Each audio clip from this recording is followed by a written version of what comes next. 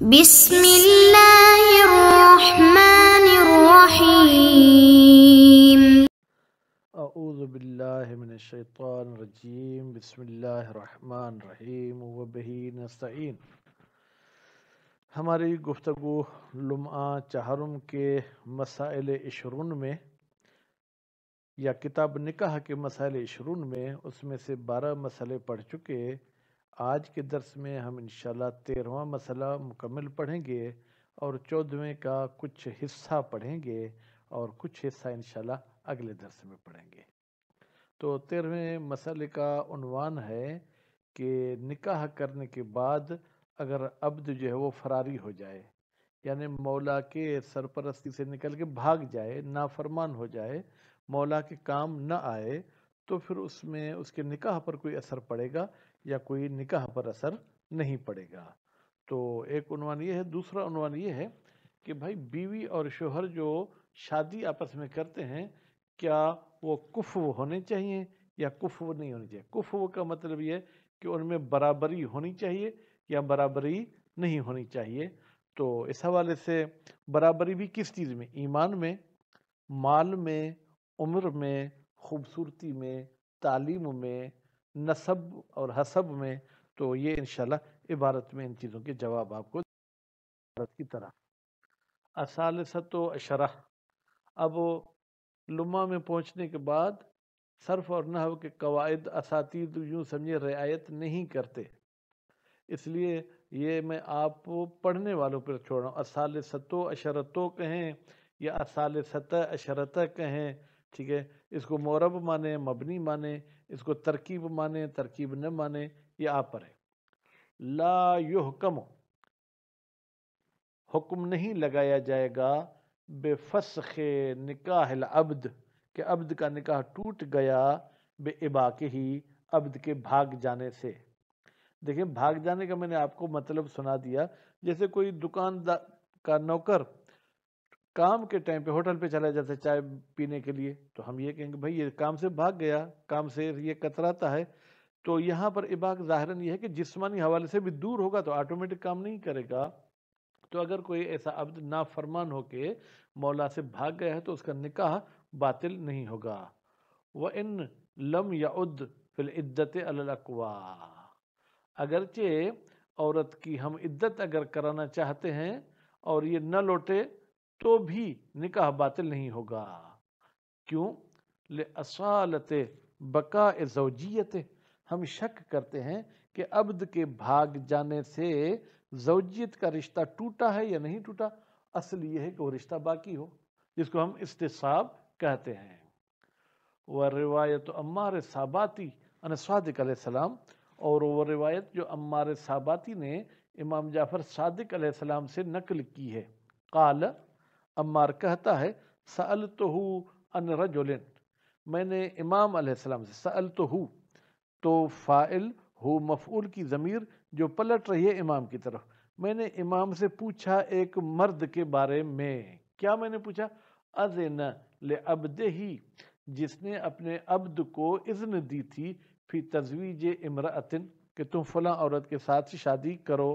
فتزوجہا، پھر اس عبد نے اس عورت کے ساتھ شادی بھی کی۔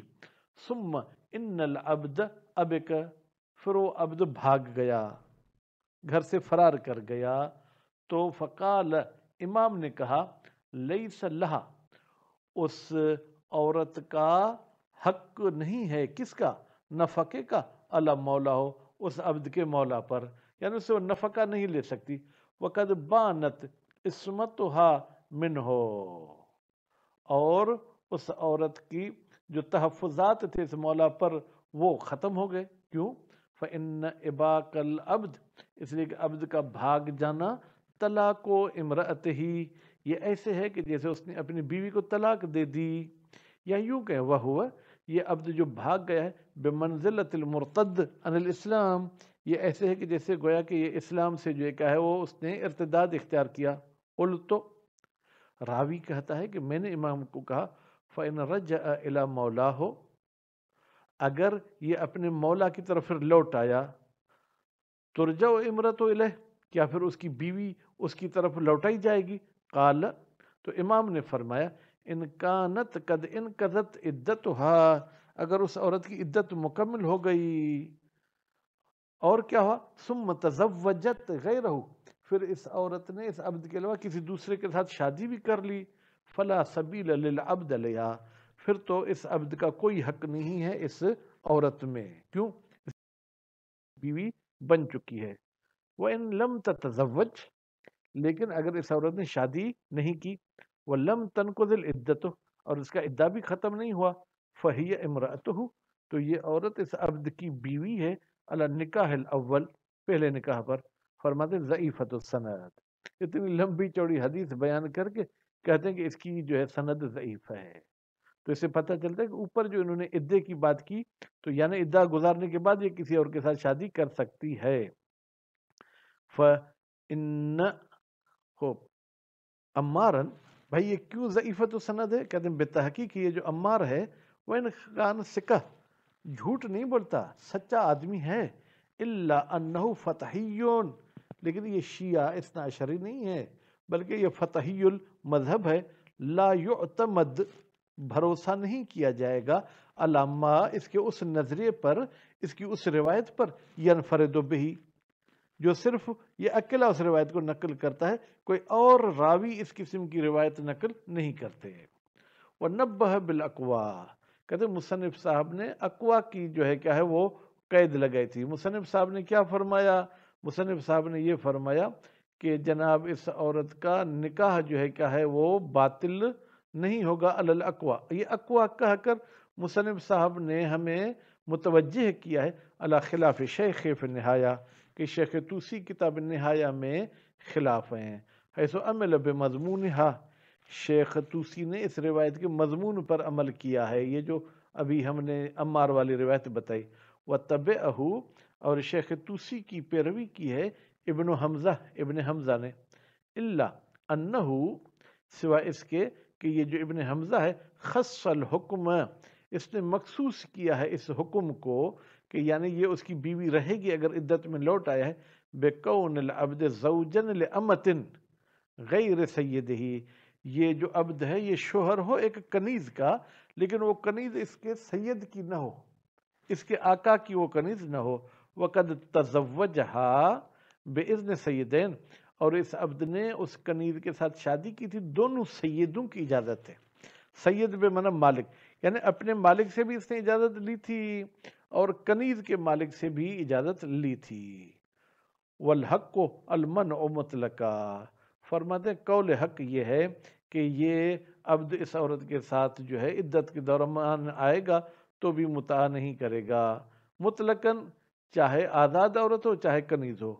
وَوُجُوبُ النَّفَقَةِ عَلَى السَّیِّد، اور پھر فرماتے ہیں کہ یہ نفقہ کس پر واجب ہوگا؟ آقا پر واجب ہوگا۔ یا مطلقاً کا فرق یہ ہے، ہاں کہ کوئی فرق نہیں کہ عبد کی بیوی جو ہے اس کے مولا کی کنیز ہو یا مولا کی کنیز نہ ہو، اور نفقہ کا واجب ہونا اس عبد کے مولا پر یہ بالکل ہے۔ وَلَا تَبِينُ الْمَرْأَةُ إِلَّا بِالطَّلَاقِ، اور بیوی جدا نہیں ہوتی مگر طلاق کے ذریعے، بس طلاق تو نہیں ہوئی، نتیجے میں نان نفقہ وہ آقا دے گا۔ خیر، 13واں مسئلہ الحمدللہ پورا ہوا۔ اب چلتے ہیں ہم 14ویں مسئلے کی طرف۔ 14واں مسئلہ کیا ہے؟ الکفاءۃ، کفاءت ہونی چاہیے۔ فرماتے ہیں پہلے تو بالفتح، کاف کو فتح دے کے پڑھے، والمد، اور پھر جو ہے جناب فا کے بعد آپ الف مدی بھی لے آئیں، کفاءۃ، وہی ہے یہ کفاءت کیا ہے؟ تساوی زوجین، بیوی اور شوہر دونوں مساوی ہوں فی الاسلام والایمان، اسلام میں بھی اور ایمان میں بھی۔ اب ایمان کہہ دیتا تو اس میں اسلام بھی آ جاتا، ٹھیک ہے، کیونکہ ایمان بغیر اسلام کے تو نہیں آ سکتا، لیکن بہرحال یہ کہتے ہیں دونوں مسلمان بھی ہوں اور دونوں مومن بھی ہوں۔ الا ان یکون المؤمن هو الزوج، ہاں اگر مومن جو ہے کیا ہے وہ شوہر ہے اور عورت جو ہے وہ مسلمان ہے، من غیر الفرق المحکوم بکفرہا، عورت ان فرقوں میں سے نہ ہو کہ جن کے کفر کی فتویٰ دی گئی ہے۔ وہ کون سے فرق ہیں؟ خاص طور پر ناصبی، جو ائمہ معصومین کے شان میں گستاخی کرتے ہیں، گالی گلوچ کرتے ہیں، ان فرقوں میں سے نہ ہو۔ مطلقہ، مطلقہ کا مطلب کیا ہے؟ چاہے وہ نکاح دائمی ہو چاہے نکاح موقت ہو، تو یعنی شوہر شیعہ ہو بیوی سنی ہو تو یہ نکاح ہو سکتا ہے. او کتابیہ یا بیوی جو ہے کیا ہے اہل کتاب ہو غیر دائمی میں یعنی متے میں، تو اب یہاں برابری نہیں ہے کیونکہ عورت تو اسلام قبول ہی نہیں کرتی ہے. جب اسلام قبول نہیں کرتی تو مومن بھی نہیں ہوگی، لیکن متع غیر دائم میں کر سکتے ہیں، اس میں برابر ہونا شرط نہیں ہے. وکیل یعتبر مع ذالک، اور ایک قول کے مطابق اس مساوی ہونے کے ساتھ ساتھ معتبر ہے یسار الزوج بنفقت، شوہر اس بیوی کو نان نفقہ دے سکے. اگر وہ خود کھانے کے لیے کچھ نہیں ہے دوسرے کے دروازے پہ بیٹھا ہے تو اس کو شادی نہیں کرنی چاہیے، بیوی کو نان نفقہ دے. اب نان نفقہ کیا اس کے کمرے میں ذخیرہ ہو کے پڑا ہوا ہو، فرماتے قوتاً او فعلاً، نان نفقے کی قوت ہو. قوت کا مطلب یہ ہے تنخواہ دار ہے، ہر مہینے میں تنخواہ آتی ہے اس پہ مہینہ گزر جاتا ہے، موجود نہیں ہے.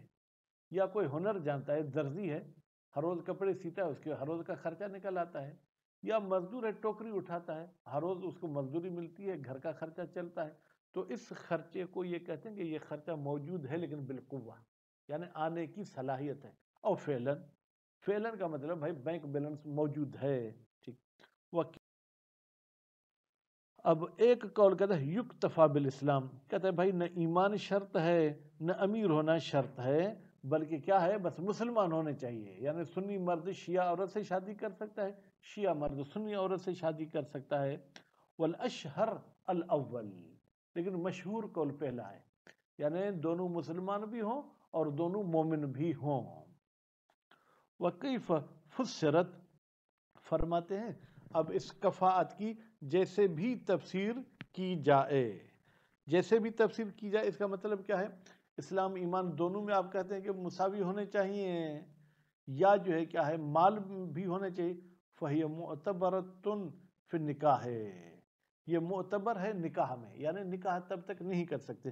فَلَا يَجُوزُ لِلْمُسْلِمَةِ مُطْلَقًا التَّزْوِيجُ بِالْكَافِرِ، مسلمان عورت کے لیے تو بالکل جائز نہیں ہے کہ وہ شادی کرے کافر کے ساتھ. مطلقاً سے مراد کیا لے سکتے ہیں آپ؟ مطلقاً سے ایک تو مراد یہ لے سکتے ہیں چاہے عارضی نکاح کرے چاہے مستقل نکاح کرے. وہ موضع وفاق، یہ بات اتفاقی ہے کہ کافر کے ساتھ شادی نہیں کر سکتی. ولا یجوز للناصب، ناصبی کے لیے بھی جائز نہیں ہے. ناصبی بھائی کس کو کہتے ہیں؟ ناصبی کی تعریف میں نے آپ کو تھوڑی سی زبانی تو بتا دی، لیکن مزید ناصبی وہ ہے جو حضرت علی علیہ السلام کے ساتھ اور اس کے اولاد کے ساتھ دشمنی رکھتا ہے. کہاں پر؟ ٹھیک ہے جناب، قلب میں. اگر جو اس کا اظہار نہ بھی کرے، لیکن اگر آپ کو پتا ہے کہ دل میں جب ائمہ معصومین کا نام آتا ہے تو اس کا چہرہ ہی بگڑ جاتا ہے، اس کے دل میں بھی گویا کہ اٹیک ہونے کا خطرہ ہوتا ہے، تو اس کے لیے جائز نہیں. التزویج بالمؤمنۃ، کہ کسی وہ مومن عورت کے ساتھ شادی کرے. کیوں؟ لأن الناصبی، اس لیے کہ جو شخص ناصبی ہوتا ہے وہ شر من الیہودی و نصرانی، وہ یہودی سے بھی زیادہ شریر ہوتا ہے اور عیسائی سے بھی زیادہ شریر ہوتا ہے. علامہ رویہ فی اخبار اہل البیت علیہ السلام، کہتے ہیں یہ روایت جو ہے کیا ہے اہل بیت علیہ السلام سے کی گئی ہیں اس قسم کی روایت. وَقَذَ الْأَقْصُ، اور اس کے برعکس بھی ایسے ہے، یعنی ایک مسلمان مرد ایک ناصبی عورت سے شادی نہیں کر سکتا، سواء الدائم او المتعہ، چاہے وہ شادی دائمی ہو چاہے وہ متعہ ہو. اچھا، اب فرماتے وَيَجُوزُ لِلْمُسْلِمِ التَّزْوِيجُ مُتْعَةً وَإِسْتِدَامَةً، اور جائز ہے مسلمان کے لیے کہ وہ شادی کرے متعے والی، وَإِسْتِدَامَةً، یا وہ شادی جو جاری رکھنا چاہتا ہے، یعنی ابتدائی نکاح نہیں کرتا بلکہ مرد کے مسلمان ہونے سے پہلے اس مرد کا اس کافر عورت کے ساتھ شادی تھی، اہل کتاب کے ساتھ شادی تھی، لے نکاح اللہ تقدیر اسلام ہی. اگر ہم فرض کریں کہ مرد اور شوہر کیا ہے مسلمان ہو جاتا ہے، کما مر، جیسے کہ گزر چکا. اچھا، مسلمان کے لیے جائز ہے کہ متع کرے، کسی ہندو عورت کے ساتھ متع کر سکتا ہے؟ نہیں. آتش پرست کے ساتھ کر سکتا ہے؟ کہتے ہیں نہیں، بلکہ بالکافرۃ الکتابیت، اس کافرہ کے ساتھ یہ نکاح کر سکتا ہے جو اہل کتاب ہو. ومنہا، اور اس کتابیہ میں سے مجوسیہ بھی ہے. وکان علیہ ان یقیدہا، اور مصنف صاحب پر ضروری تھا کہ کافرہ کو قید لگاتا کتابیہ کا، وَلَعَلَّهُ، یا یقیدہا مجوسیہ کو بھی قید لگاتا کہ وہ بھی اہل کتاب ہے، وَلَعَلَّ المصنف، شاید مصنف صاحب نے اکتفا کیا ہے بتشبیہ بما مر، اس تشبیہ کے ساتھ جو گزر چکی، یعنی پچھلے درس میں انہوں نے کہا تھا مجوسی بھی کتابیہ کی طرح ہے، تو یہاں پر یہ کی طرح کے لفظ بولنے کی ضرورت نہیں تھی۔ بس ہم 14ویں مسئلے میں یہ پڑھ چکے کہ بیوی اور شوہر کا ہم کفو، ہم پلہ ہونا ضروری ہے، خاص طور پر اسلام میں اور ایمان میں۔ ایک قول کے مطابق کیا تھا کہ شوہر مالدار بھی ہونا چاہیے جو اپنی بیوی کو نان نفقہ دے سکے۔ باقی اس 14ویں مسئلے کا کچھ حصہ رہا جو انشاءاللہ آئندہ درس میں پڑھیں گے۔ وصلی اللہ علی محمد و آل محمد۔